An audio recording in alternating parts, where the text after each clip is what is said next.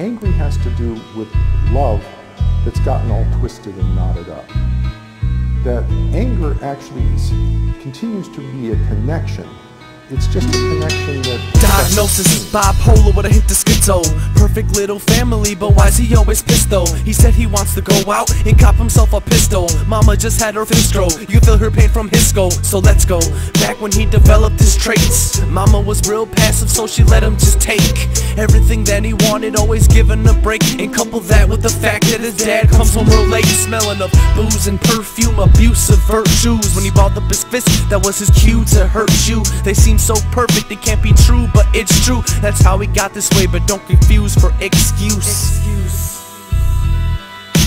Inconsistent discipline when he wasn't listening, no repercussions. He'd lead discussions when he was pissed at them. He knows he has a purpose, find his niche up in the system. And they tell him he's so smart, say he can do so much. He tells them yeah he knows, he just needs to grow up. They tell him he's so smart, say he can do so much. He tells them yeah he knows, he just needs to grow up. And so what we want to do for a child who's always angry is not necessarily respond to the anger, but see if we can find and respond to the child's pain and the child's need to love and be loved. Diagnosis, sister's got cystic fibrosis, causing his psychosis. Hard to keep his eyes focused, his mind's potent, but he severely lacks the confidence to sever off the monster's head and frickin' use some common sense. His mother was so sweet in his soul. He said he's freezing, he's cold. She did what she could to keep the heat in the home, but she wasn't keeping control. He would just leave on his own and come back at 2 because he had the keys to the home.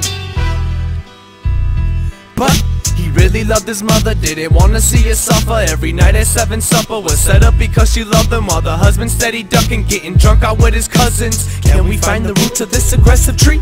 Why he's depressed and expressing aggression so excessively? But maybe we should ask what first left the seed, cause every tree falls when there's nothing left to leave. They tell him he's so smart, say he can do so much. He tells them yeah he knows, he just needs to grow up. They tell him he's so smart, say he can do so much. He tells them yeah he knows, he just needs to grow up.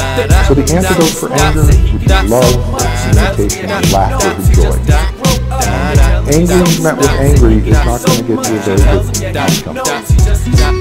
Aggressive and restless, no lessons in ethics, just tested by heavens. He's blessed and he's destined. Aggressive and restless, no lessons in ethics, just tested by heavens. He's blessed and he's destined. Aggressive and restless, no lessons in ethics, just tested by heavens. He's blessed and he's destined. Aggressive and restless, no lessons in ethics, just tested by heavens. He's blessed and he's destined. Frequently, what's helpful in responding to anger is an intent to understand. When we approach with an intent to understand, this tends to de-escalate anger. So an intent to understand is basically a simple caring and concern for the child's experience from the child's perspective. Now there is a false intent to understand where we ask the child, why did you do that?